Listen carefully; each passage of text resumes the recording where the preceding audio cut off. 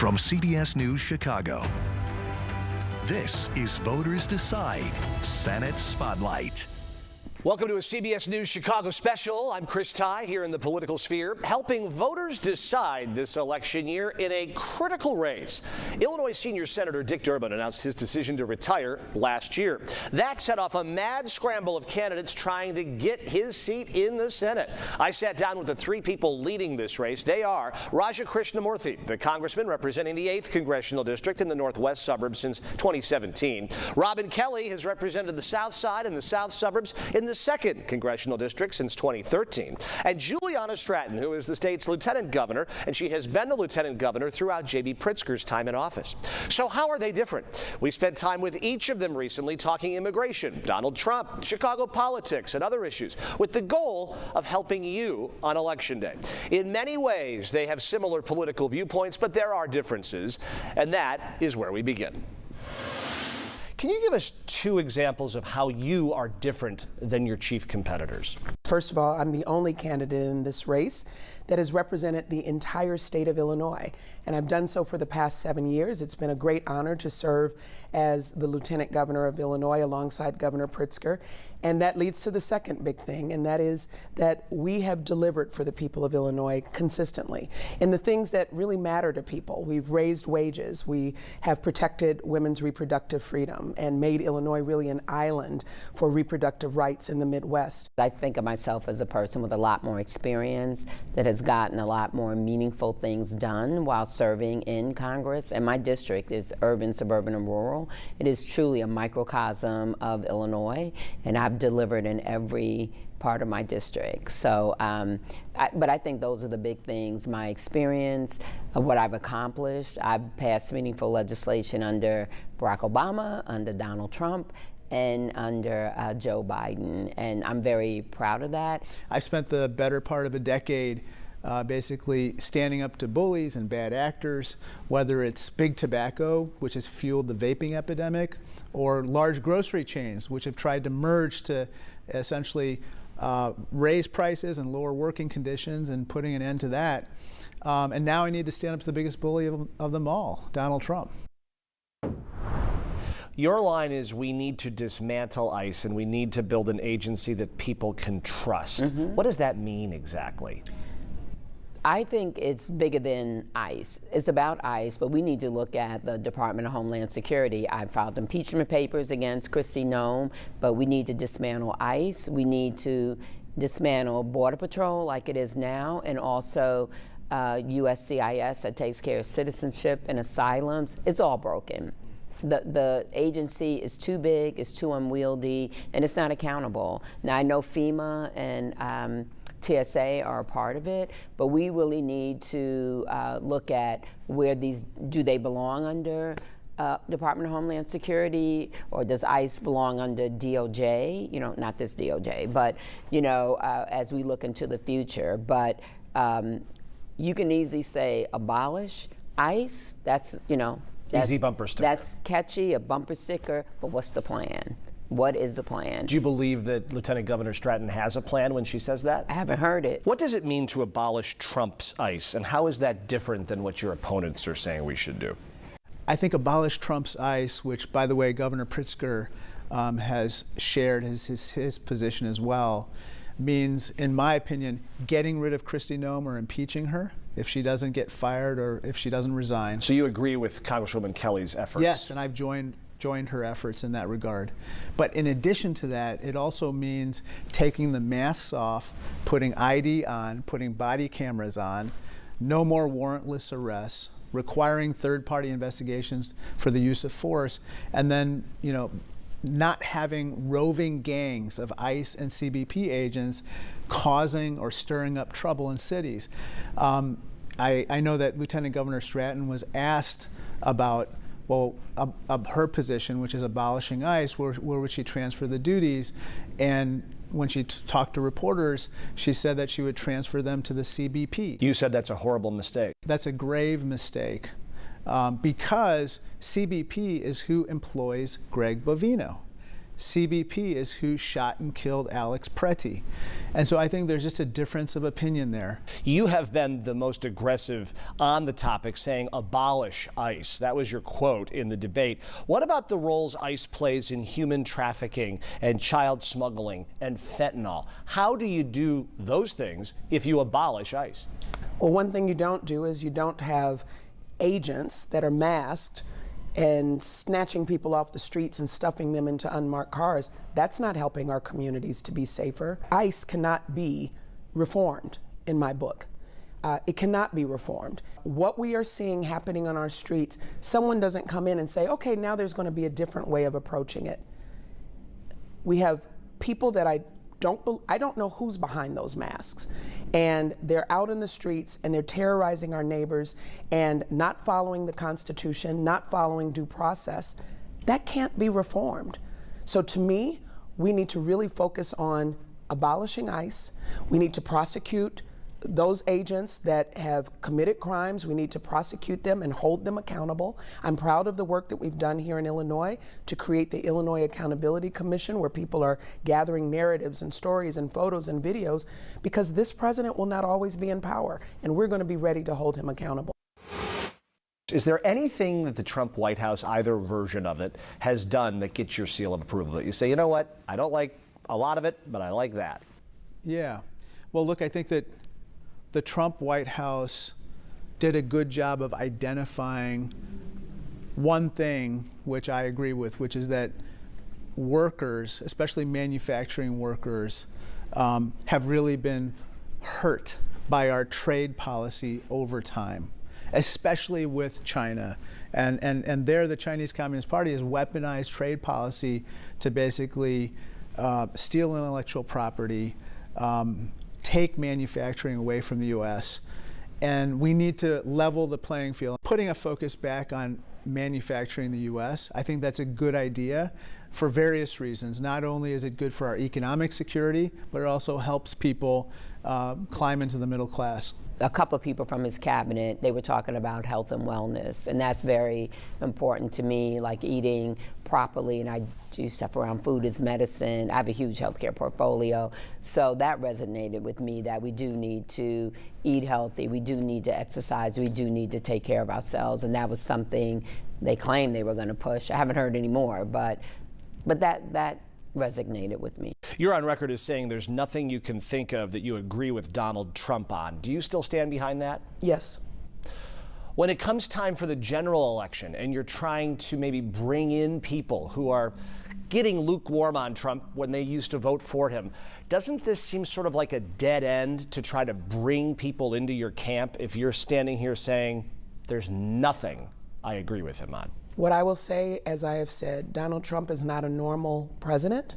He is not a normal person. And I don't put him in the category of someone who comes to the table in good faith, trying to do what's best for the American people. He wants to be a dictator. After a quick break, we dive into the mistakes they've made in their careers. That's when our Voters Decide Senate Spotlight continues.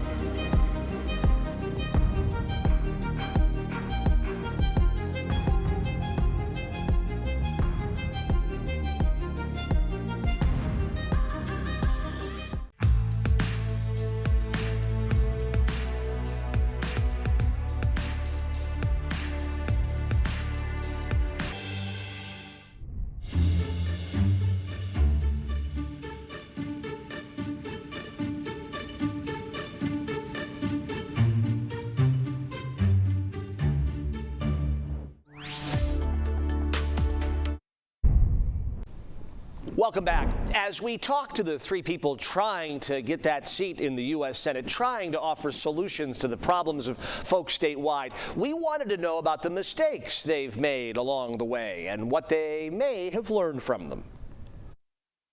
What would you say is something that you've done in your career that you wish you could have a mulligan on? Anything you'd like to have a redo? A redo, wow. That's a hard one. Speaking up and more. Was there one moment in time that you wish you amplified a little bit? When we were in Dem caucus, you know, Pulse had just happened. And the Pulse nightclub shooting right, in Orlando. and we were talking about Pulse, which, of course, I was concerned, very concerned. We never talk about the people that die by gun violence by themselves. We only talk about it if it's a mass shooting. You know, one of the mistakes I made is I think I went to Washington, D.C. Expecting one thing, and I ended up getting something totally different because of the Trump years. Trump got elected the same night that I did. And I had a certain agenda, certain set of expectations for what Capitol Hill was going to be like, and I've never known normal. It's been a total roller coaster for me personally and professionally, but also for the country. I don't know if there's any one mistake. I mean, I think there's no playbook.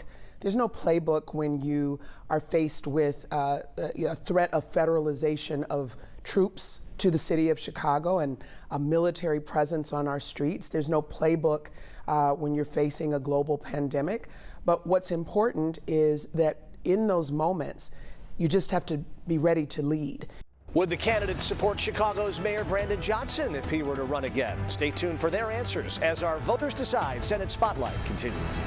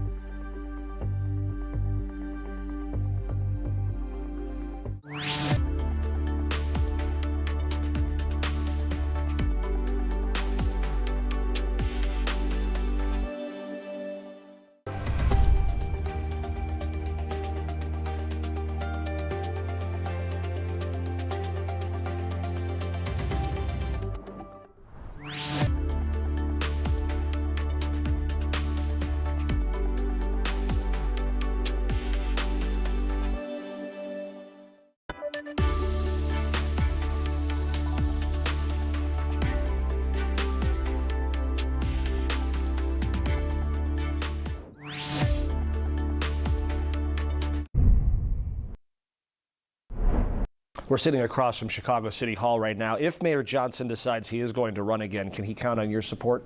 He needs to make a case. okay? And I'm going to be looking very closely. I don't know what his intentions are, but as I've said before, I want to hear what is going to happen in another administration or the rest of this administration with regard to bringing people together. Right now, I would say I'll be neutral. I think he's, as I said before, I think he did a good job with ICE. I think he did when we had the DNC here and Chicago was on display. You know, he did a really good job. I think he is a caring person. He's in a tough seat. We'll see. Will he have your support if he announces he's running for a second term? We'll see. What would be the yay or nay factors that would determine your we'll see? Just that we'll see. After a quick break, the candidates make their final pitches to voters, plus our team of political analysts weigh in on what they've heard so far. It's a fascinating campaign season on the Democratic side for people to pay attention to politics. But this is pretty unprecedented. So I think for those voters who are used to going to the ballot and knowing who their congressperson is, this is going to be a significant change for them.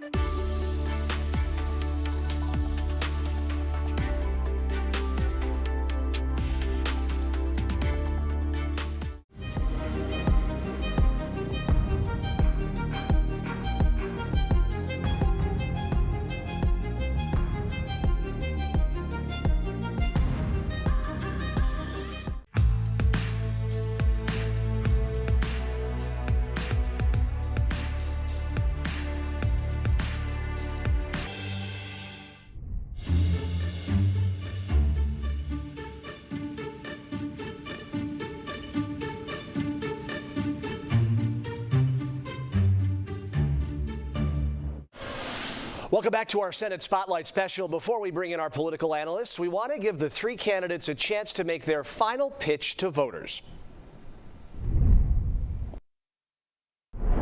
I think we need a government that's trying to cultivate the American dream for everyone, regardless of who you are. And so that's why I'm running for Senate. This race is about the people. It's not about corporate special interest. It's about making sure their voices are heard.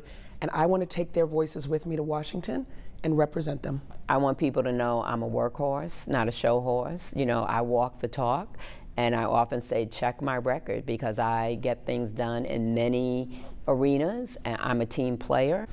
Joining me now are the former head of the Illinois Republican Party, Pat Brady, and former Chicago Mayor Lori Lightfoot. Full disclosure, Mayor, you have publicly endorsed Robin Kelly, yes, but we're going to ask you to take off the endorsement hat and put on the objective hat.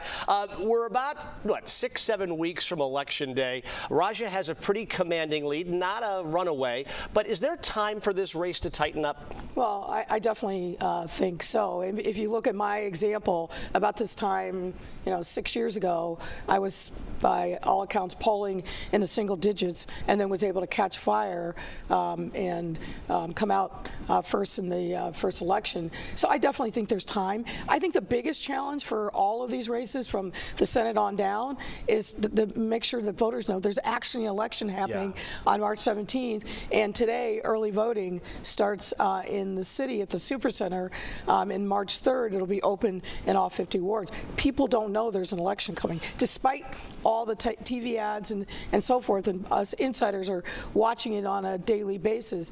The average voter out there doesn't know. We got to make sure people show up and vote. Pat, every week is a month lately with the amount of news coming at folks. Is the mayor right? Folks are kind of just zeroing in on this? I think there is a lot, maybe too much news, and people, I think, are a little bit tuned out. But I do think there's so much activity in all these races, the congressional races. It's really going to be on the Democratic side. I think the turnout will be higher than the normal primary, just given the number of races and some of the excitement around some of these races. Talk to me about the polling. You study this sort of polling for a living. Raja does have about a 10 to 12 point lead over Stratton. Kelly also polling okay. As the mayor said, it's not too late. What is your sense of this race? Right now, I think that Raja has a pretty substantial, I'd rather be Raja than any of the other two candidates. And beyond that, he's got virtually, for this kind of race, unlimited resources. He's raised a ton of money. He's been working this a long time. He's been on TV since July. And to your point about people not paying attention, I think his name ID is probably pretty high by now. Plus, I think he's got a pretty good statewide infrastructure and is making a more statewide play. So right now, I think it's his to lose. Mayor, when we talk about people kind of just tuning in, they think, oh, they're all the same. The Democrats all vote together. How do you see the shades of gray here in this race? Well, I think there's two issues that really distinguish them. And one is certainly on the whole immigration issue. If you watch the commercials, everybody's saying essentially the same thing, either abolish ICE completely, abolish Trump's ICE. But I think the difference maker is that Robin Kelly put out a resolution that was joined by many of our colleagues in the House to impeach Kristi Noem. And I think that got a lot of traction. Unfortunately, what we've seen here, Minnesota, elsewhere across the country, elected officials, a lot of overheated rhetoric about what to do about federal immigration overreach, but there's very few people who have actually put something concrete on the table, and I think Robin Kelly has really leaned into that. The other thing I think is a distinguisher is the whole question of what's happening in Gaza. It still resonates, particularly with younger voters, and I don't know that two of the candidates have done enough to talk about what Israel's doing in the Gaza Strip now. And we can't have young children starving to death in Gaza. And Raja Krishnamoorthi has endorsed Robin Kelly's effort to remove Kristi Noem. Is that how you see the race? Those are the two driving forces, or something else? Yeah, it seems to be the same thing kind of with the Democrats. I think somewhat to their detriment. It's anything against Trump, and particularly in ICE, which has really invigorated Democratic voters. But I think in addition to that kind of analysis, I think the problem is for the Lieutenant Governor in Robin Kelly. The good news for Democrats, you have three great candidates. Yes. I watched all the debates. These are quality people that would be great senators from a Democratic perspective, but they're kind of fighting over the same lane, meaning that they're kind of fighting toward the more progressive lane closer to the city, where I think Raja has maybe a broader appeal. The formula, don't get creamed in the city, do well in the suburbs, and pick up downstate. That's a better statewide winning formula. But and I agree, she's been way ahead on that. Yeah, I'm going to push back a little bit, just because if you look at Robin's district, hyper gerrymandered, she has a touch of the city and goes all the way down to Danville. She came to Illinois through Bradley University, and so I think has good relationships downstate. But we all know 80% of the primary vote comes out of Cook County. Right. So you really got to you want to make sure you're known downstate, but you really got to plug into voters here in Cook County and get them out. And frankly, the turnout in Cook County over the last couple election cycles has been dismal. Yeah. You look back to 2024, right? Trump's on the ballot, Kamala Harris is on the ballot. Everybody says most important consequential election of our lifetime, which we seem to say at every election. Right. The turnout in Chicago and Cook County, 20%.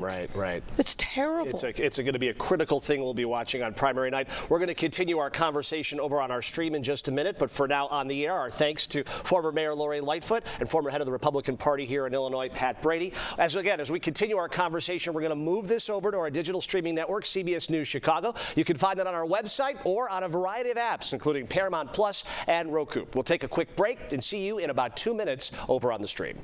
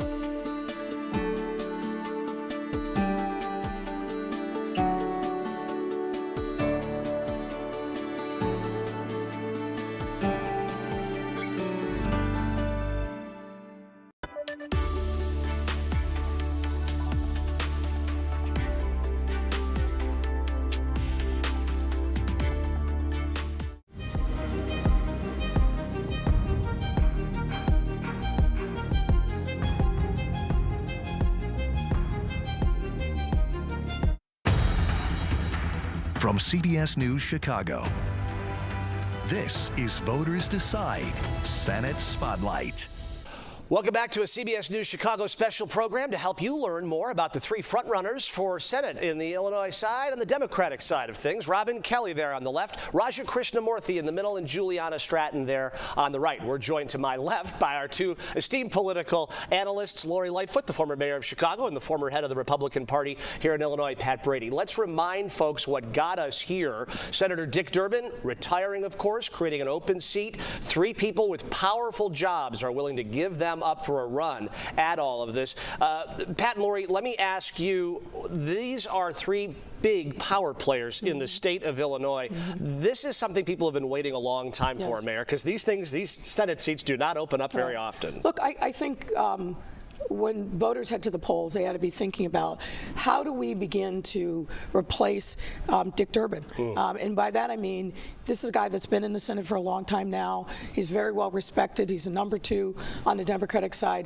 That is a huge void that we are losing. We need somebody who I think understands Washington, number 1, and can work well with their colleagues and across the aisle. That's a decision point for me. I want to see somebody who can actually do what Dick Durbin did so well, which is bring home the bacon, be an advocate for our state to make sure that we're getting our fair share of federal tax dollars back. It's not just about standing up to Trump. I don't think that ultimately, and I think Pat and I agree on this, that ultimately is not a winning formula. down the road.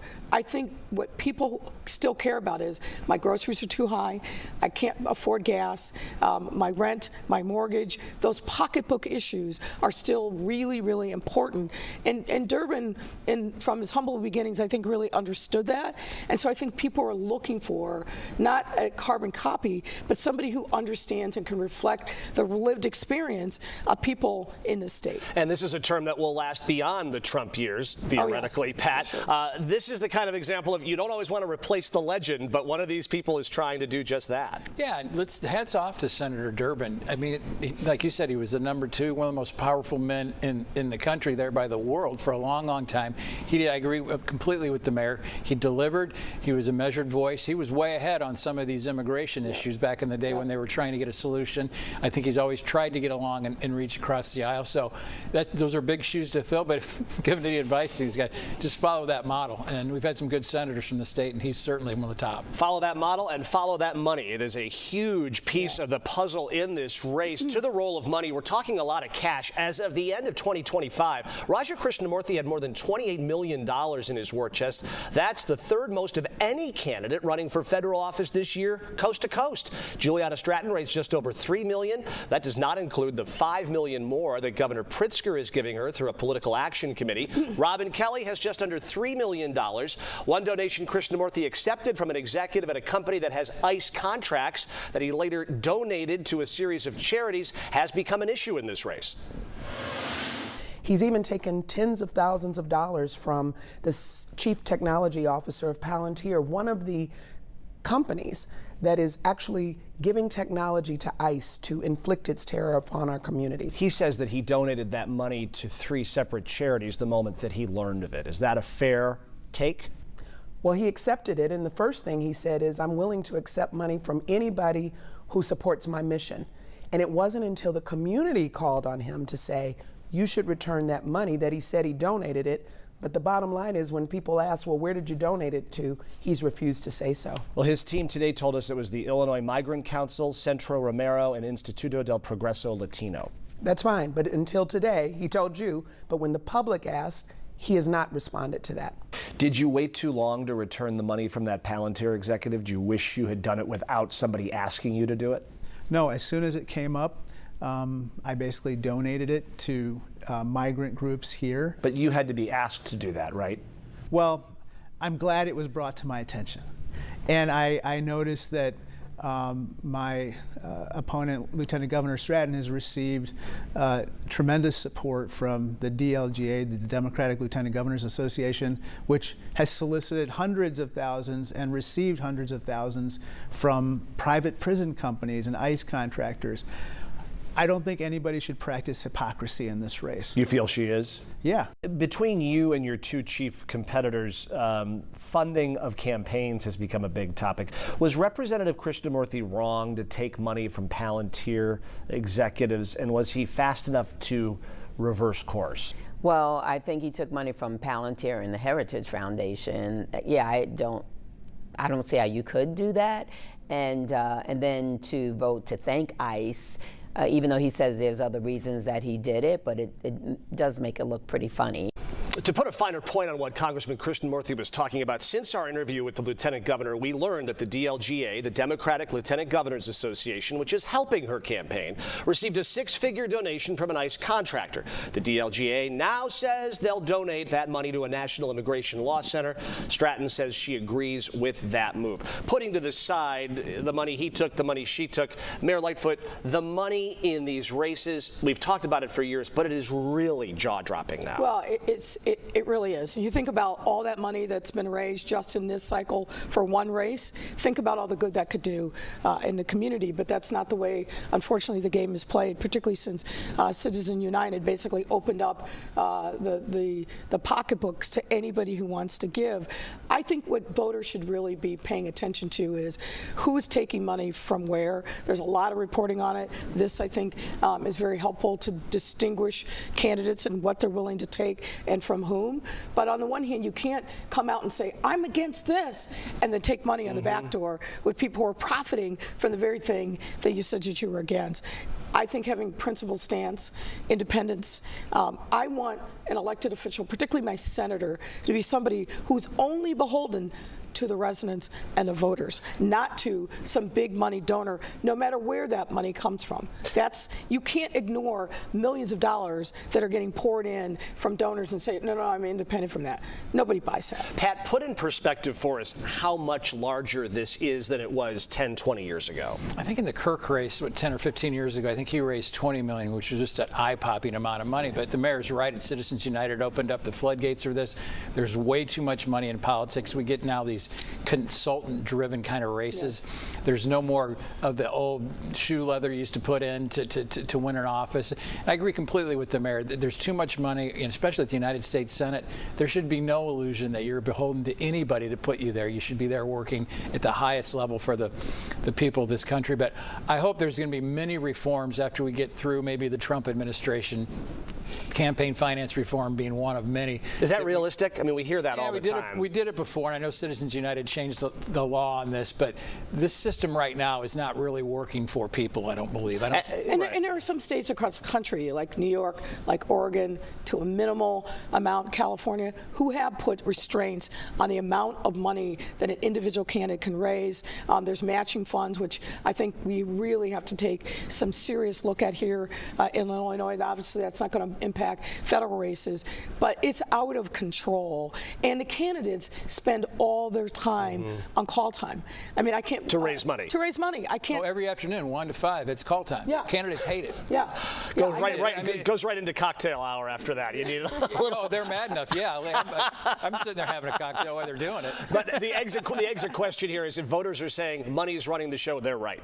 There's no way to look at it other than that. Yeah, okay. There's more money right now, in particular this administration, running the show than I've ever seen. Yeah. Okay, we have more to talk about on this big race and the election ahead of us as our Senate Spotlight continues in just a moment.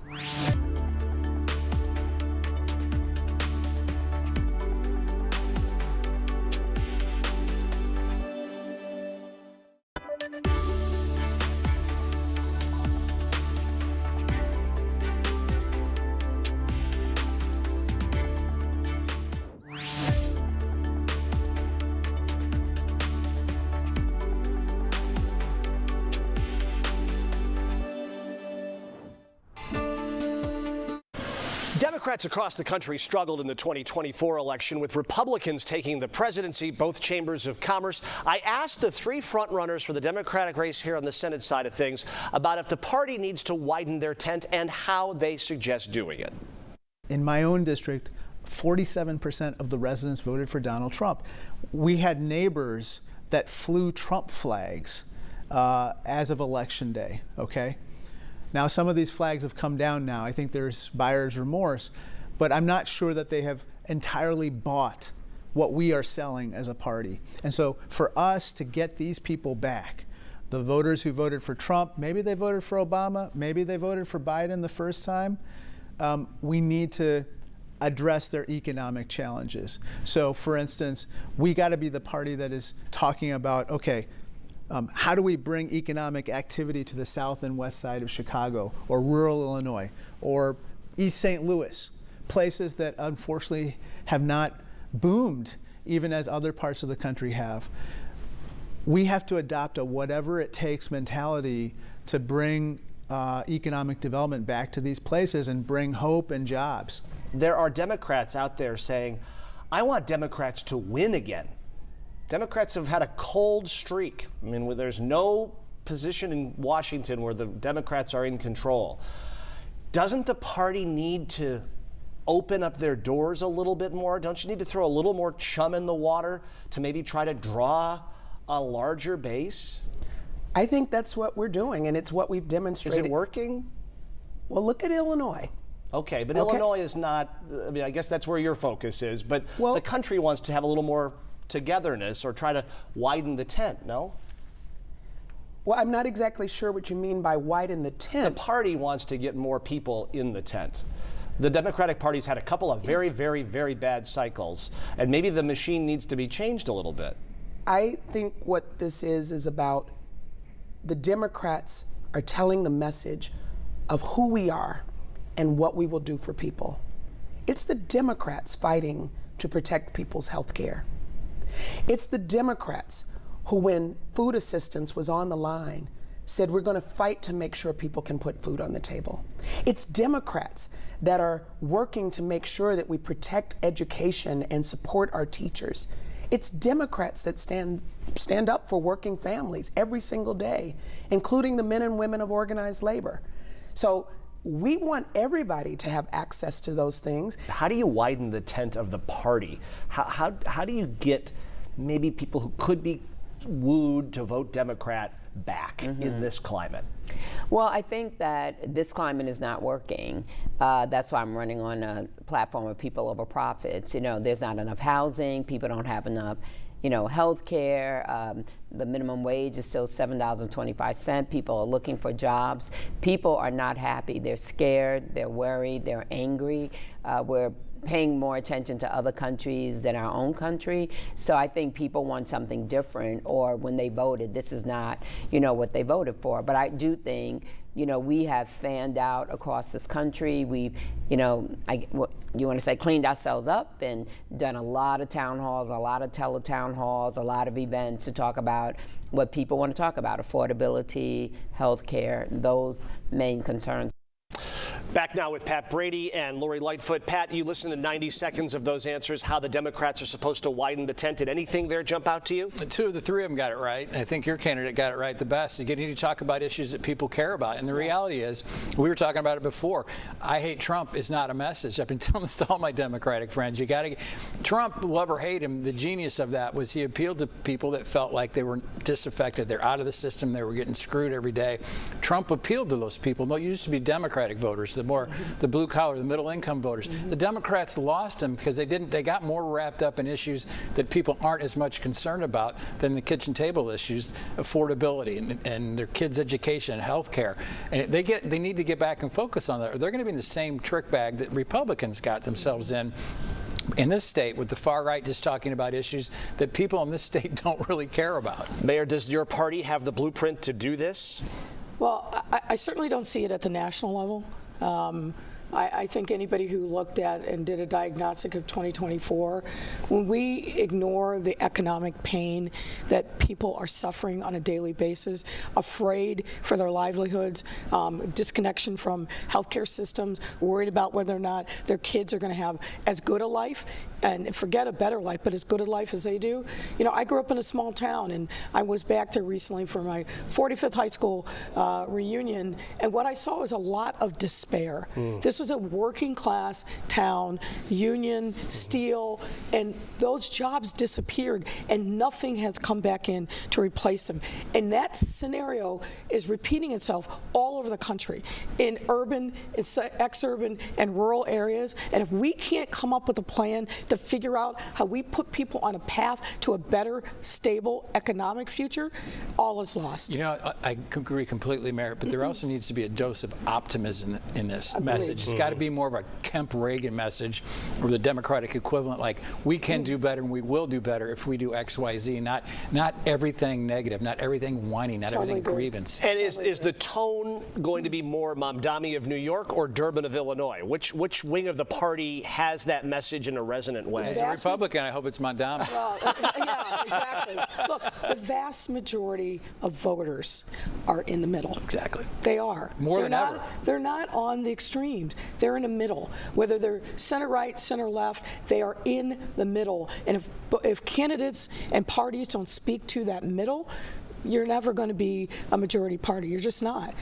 Okay, with that in mind, we're going to take one final break here as we have Pat and Lori here for a few more minutes. A final few wide-angle lens views on the election ahead of us when we come right back.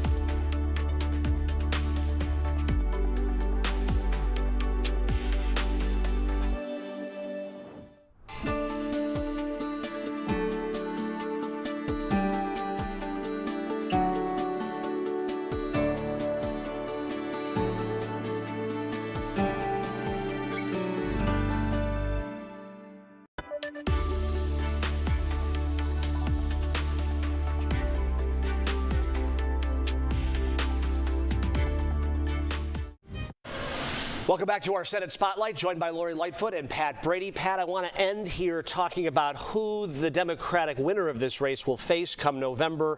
The Durbin seat is a pretty blue seat. Is it a pretty smooth sail for whoever the Democratic nominee is, or do the Republicans have somebody? Yeah, it's an uphill climb just on money and on messaging, and the reality is that Donald Trump is so unpopular in Illinois. It's pretty tough to run with an R in front of your name. It's too bad because it might have been a blown opportunity. You can still win as a Republican in the state if you have the right message I think we talked about before. I mean, Mark Kirk did it not too many years ago where he won in 2010. But it's going to be very difficult for any of these Republicans to beat any of these people coming out of this race. First of all, they're good candidates. Secondly, they're going to be funded. And thirdly, it's going to be a bad year for Republicans. Mayor, you know a lot of the people that are running for a lot of these offices, and boy, are there a lot of them this cycle here. What will you be watching on primary night? But it could be the Senate race. It could be something else. What's the top of your list? Turnout. Turnout. I'm going to be watching the early voting numbers because increasingly people don't vote on Election Day. Some people love to vote on Election Day. We've made it very easy, which I think is a good thing, and convenient for people to vote before that. But if the turnout numbers are down, I think that probably favors in the Senate race the person who's been flooding the airways with the most money. But it's also going to depend on which of these candidates has the best infrastructure to get their voters to the polls. I don't think we've seen enough of that yet. So I still think it's a pretty wide open race despite the polling. And I can tell you, again, from my own experience, but also frankly watching national polling, God bless the pollsters, they're so wrong so often. And many times they don't reach the people as they're undecided. Undecided is, I think, still a big factor here. So turnout, turnout, turnout. The mayor's still mad at me for not inviting her to the debate when she was at 4%. Oh, yeah. Right. I'm bitter about that, Pat. I'm bitter. Pat, let me ask you. Let's put we'll do that. I apologize. When the cameras go off, you guys can finish that. But while we're still here, Pat, will there be any sort of ability to sense Trump fatigue on primary night, or is that not what this is about? He's not on the ballot. It'll hurt Republicans just in the general, but I think Trump's not relevant in this race in the primary. This is inter-party. Trump's at 85% approval in the Republican Party. The Trump candidate will win that. The big effect will be in. So I've been paying attention a little bit to the Republican side and the governor's race. Yeah. Darren Bailey has backed off a lot of that heavy pro-Trump rhetoric. I think he'd still want Trump's endorsement, but the fact that he's modulating and moving a little bit away from the pro-MAGA tells you something. You think the fever has broke a little bit I on think the fever's broke a little bit. Not for all of them. Not for all of them. But he's really a much better candidate this time around, more listening than talking, as he says. I mean, he had a horrible tragedy. Yeah. But Darren Bailey's very popular with the 720,000, if we get that many Republicans are going to vote. And I think he'll have a pretty good night election night. Before we leave, we're going to have a lot of big names no longer on the national stage. I mean, this is a stunning number of people that are leaving, from Jan Schakowsky to Danny Davis. Either Raja or Robin Kelly will not be going back to Washington. What happens when you have this kind of turnover to an Illinois delegation? No, I think it's going to be significant. I mean, I've been here since 1986. I've never seen so many open seats and so many, frankly, variables. Every single one of these races, the congressional races, is attracting 10, 15 different people. So it really is going to be, can you get your voters to the polls? What I hope is that when the dust clears, because many of these are heavily Democratic seats, that we have a delegation that comes together and can work together, because that's the only way we're really going to be, I think, productive as a state. We've got to have a strong federal delegation. Dick Durbin really led that and was the connective glue. With him stepping away from the stage, it's really, really important that we've got someone who can step up and be the leader. You're bringing us back to where we began, which is the Senate race. This is a Senate Spotlight. In our final minute here, Pat, what's your final thought as you're heading to the election day, what you're watching for in that Senate race? What jumps out? Turnout now, starting today. Who's turning out? It'd be interesting to me to the extent you can correlate it, since the machine's dead. We're sitting right across from City Hall. That kind of turnout, and you blew that up more than anybody when you ran for mayor, to see who really exerts influence in their their ability to turn out and vote, because there's a couple groups, CTU, the Enviros, who really now controls that get out the vote apparatus that you have to support you if you don't have $50 million to spend. To do that, what you said earlier, remind folks there is an election, because despite all the ads, a lot of people, it's washing over their heads. No, I think it's critically important that you remind people that it's coming up, that there's plenty of opportunities for them to vote early.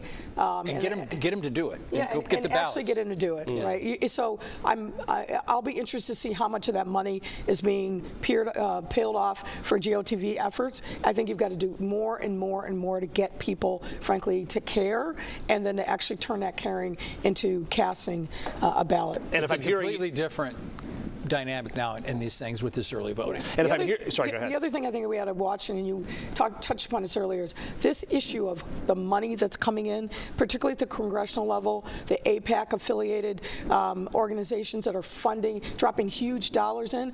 I don't think we've seen the last of that, and I think that is going to be extraordinarily influential as we head into the home stretch. But as if I'm hearing you right, on the Senate side of things, it is still a bit of a jump ball, despite what these poll numbers and the money says. I think so. Okay. I think so.